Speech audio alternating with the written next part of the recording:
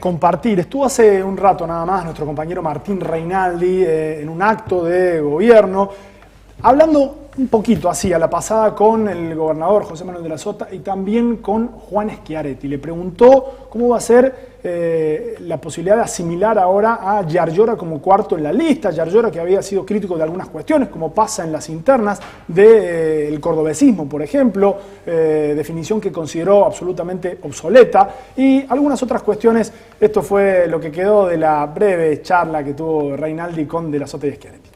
Hoy lo felicité a Massa a través de una radio porteña, de la misma manera que también hablé con Claudia Rucci, que es mi amiga y que también pusieron su esfuerzo en la lista de Narváez. En fin, lo bueno es que se haya votado. ¿Y su futuro, gobernador? Acá estoy prendiendo luces.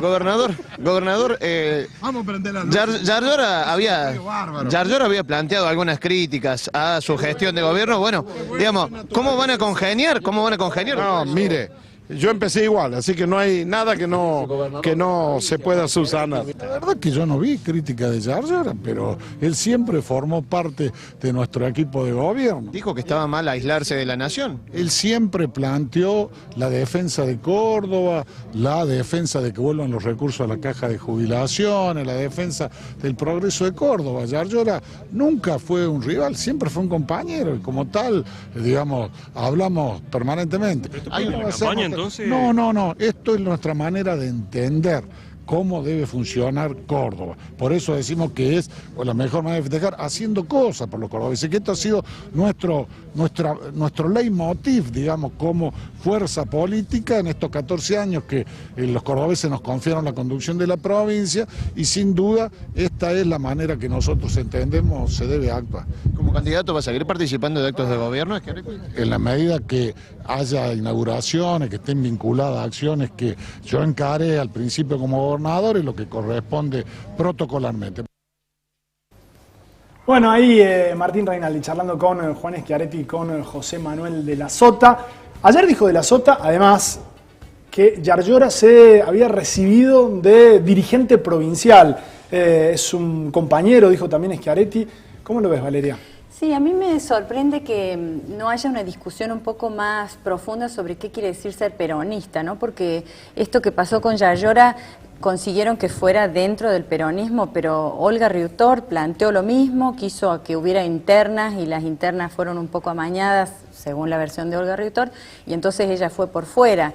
El peronismo no tiene una discusión que necesitaría para ver qué quiere decir ser un gobernador peronista en Córdoba, qué quiere decir ser un gobernador como Massa, si fuera Massa o si fuera alguno de los candidatos que miden bien, porque si no queda vacío de sentido, es una etiqueta que no tiene valor diferencial, ¿no? Que es poner más impuestos a las naftas, a los consumidores. Esa es una medida de tipo peronista, es un gobierno de los trabajadores.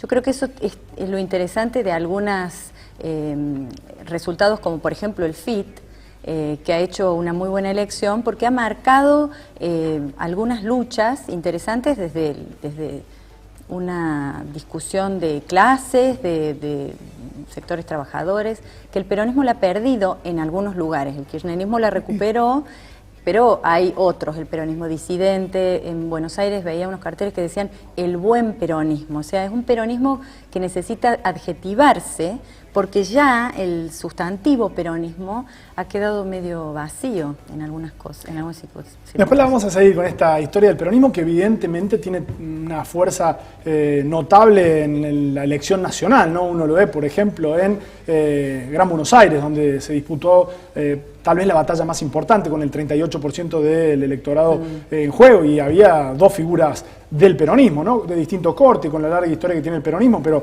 disputando. Quería preguntarle a Mario, ¿cuánto hay hoy en la fotografía de la elección que deja las PASO de voto ideologizado, de voto a caras nuevas y de voto a figuras, ¿sí? Por encima de los partidos? Bueno, creo que hay una mixtura. Hay ciertos partidos, entre ellos el kirchnerismo, que tiene un componente ideologizado realmente muy importante, probablemente también hoy lo que representa el macrismo y por ende también el PRO como partido, ¿por qué no la izquierda? Hace un rato sentía el tuit de Lina Olivero, creo que además incluso en su propia campaña electoral fue la campaña más ideologizada, pero curiosamente más coherente y de mi punto de vista una de las mejores campañas en términos de producción estética, lo cual es sorprendente. Históricamente se solía criticar o se suele criticar a las izquierdas por su falta de predisposición yo diría a la comunicación política profesionalizada. Sin embargo, aún este partido con claro nivel de ideologización no dejó afuera para nada los niveles altos de profesionalización que una campaña requiere, ¿no? Digo, pero en general también este tipo de campañas en donde hubo, no tan solo en Córdoba, sino en todo el país, algo de voto castigo, hay mucho voto no ideológico que es un voto reactivo y hay, por ende, yo diría ganadores circunstanciales que suelen nuclear parte de ese voto que podrían ganar una elección y seguramente no otra. Hoy Massa es un depositorio, yo diría, un lugar donde se fue a depositar ese voto reactivo, gran parte del voto reactivo, como también ciertos fenómenos raros, ¿no? La izquierda obtuvo el tercer lugar en la provincia de Mendoza, un hecho inaudito, incluso relegando al cuarto lugar al Partido Demócrata. Entonces digo, ese tipo de cosas hacen que haya una mixtura entre un voto muy claro, muy ideológico, yo diría compartiendo circunstancia en un determinado contexto, sí, con un voto que no necesariamente tiene un direccionamiento ideológico claro.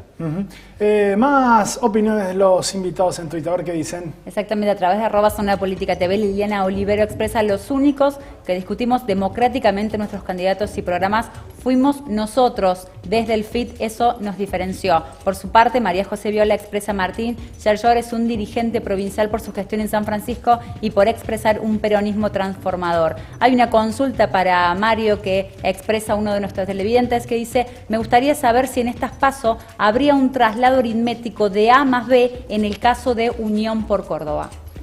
Mario. Es altamente probable en la medida en que no entre en un conflicto retórico, quizás agravando parte de lo que recién veíamos que no se va a agravar. Aparentemente creo que a ninguno le conviene, ni a Martín Yarlor, porque su sueño es crecer como candidato en una futura elección, y creo que el oficialismo, que es tener la mejor performance posible en esta elección. De todos modos, esta aritmética no es tan sencilla, no es tan lineal, aunque en este caso en el peronismo no hay tanta disidencia ideológica. Podría haberlo, por ejemplo, si se hubiera entrado en la minoría el radicalismo, en donde hay sectores conservadores y progresistas, yo diría bastante más evidentes, ¿no? Valeria, hablamos de la muy buena elección que hizo el FIT, hablamos de Baldassi, ¿sí? Que consigue en su debut de su Nobel la tercera ubicación, por un punto, pero lo deja en la fotografía en todas las tapas nacionales como el tercero. Hablamos de la buena elección que hizo Yarlor, que le permite, digamos, cubrir unos 30 puntos que no tenía solo Unión por Córdoba. Hablamos también de la muy mala elección que hizo el juecismo, de la pérdida de su capital electoral de una manera notable, incluso siendo casi doblegado por el FIT. ¿Cuál es la lectura que haces del kirchnerismo, que supera por un punto escasamente el piso histórico, ¿no?, de una elección con candidatos kirchnerismos sin Cristina como candidata? Bueno, ellos, la lista que encabezaba Carolina Escoto no tenía la trayectoria política partidaria que tenían los dirigentes del FIT, por ejemplo, para comparar, ¿no? Y no tenían ni el cuarto del aparato publicitario que tenía Baldassi. Eso para mí es muy notorio, lo vacío de contenido programático que uno podría decir del PRO, lo tenía el FIT, y en la lista que conducía Carolina era cero exposición a los medios hegemónicos, y una gestión universitaria muy importante, muy trascendente, pero en un ámbito que es reducido. Entonces, Carolina arrancaba desde atrás, teniendo que hacerse conocer por el público general, por los votantes que no son familiares con la vida universitaria. Así que me parece que con esas condiciones, haber superado la elección anterior, que fue 9-10 del kirchnerismo, me parece muy bueno, siendo que esto es un primer paso, ¿no? Fueron 30 días de elección, de campaña muy breve, así que me parece que es un buen inicio. Con un elemento, Valeria, para agregar, sí, que es probablemente fue la definición más tardía. No nos olvidemos que en términos del posicionamiento temprano del tiempo utilizado. ¿Eso? Sí, claro, por supuesto. Digo, no es casual que las cabezas de lista hayan sido Schiaretti y Aguad, que son dos personas que tienen larga trayectoria en política, Baldassi con su nivel de conocimiento, pero además con un proceso de preinstalación muy intenso durante mucho tiempo, incluso antes de que la propia veda electoral permitiese la instalación de cartelería. Digo, y eso es un elemento muy importante que claro que es significativo. Pero además es importante reconocer que Carolina Scotto inicia con una intención de voto aproximadamente de 7,5 puntos a 8 puntos y ha subido de una manera notable también en la provincia en donde el kirchnerismo tiene la peor imagen del país. Digo, ¿no? De los 24 distritos nacionales no hay ningún distrito en donde el kirchnerismo mida menos en términos de opinión pública que la propia provincia de Córdoba. Claro. ¿A qué atribuyen la floja performance del radicalismo en Capital?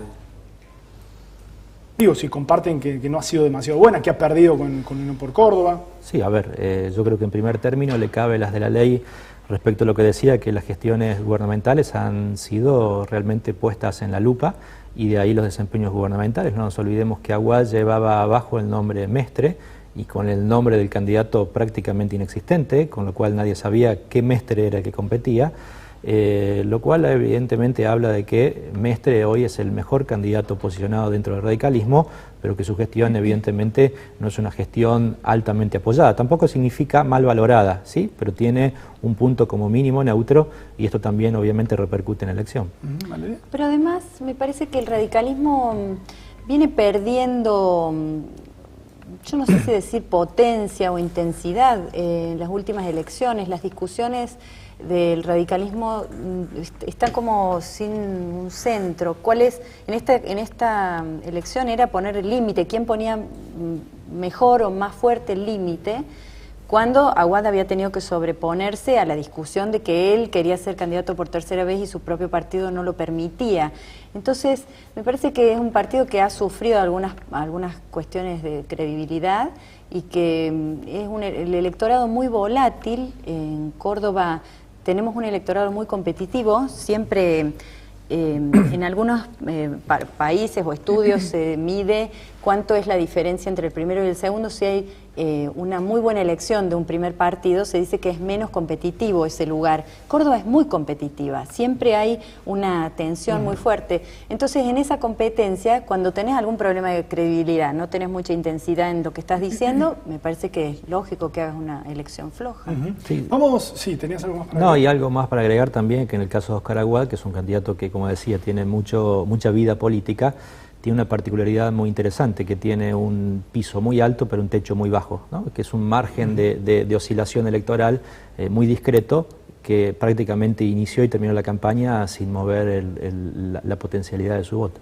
Bien, vamos con más participación de nuestros invitados, los tuiteros en Twitter, a ver qué dicen. Exactamente, a través de Twitter, María José Viola expresa: Riutort va por fuera para darle continuidad a un proyecto personalista falto de transparencia. La PASO garantizó la interna. Por su parte, Liliana Olivero expresa: para las elecciones necesitamos discusión de ideas y menos marketing. ¿Quién paga las campañas de los candidatos que gobiernan? Por su parte, Javier Preto, otro de nuestros invitados a través de Twitter, expresa: comparto la opinión de Mario Riorda. Estamos construyendo un espacio como alternativa para los cordobeses. Y uno de nuestros televidentes dice: el voto Baldassi es el voto simpático. Cuando no sabes a quién votar o desconoces propuestas e ideologías, lo votas. Eso dicen a través de @ZonaPolítica.tv.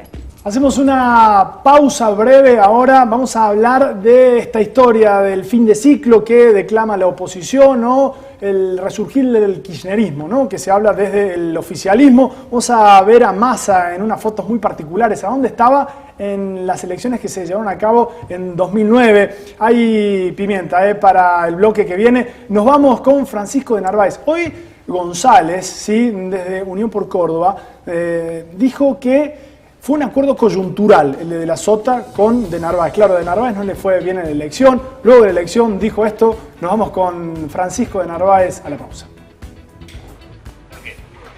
Porque expresan lo mismo, porque unos dicen continuidad por 10 años y Massa dice continuidad con correcciones. Nosotros decimos cambio. Estábamos dentro de estos guarismos, sí. Francisco, sí. Con este resultado, ¿no temen que parte del electorado se vaya hacia el masismo para hacerle más frente al kirchnerismo? No. Muy bien, muchas gracias. Buenas noches.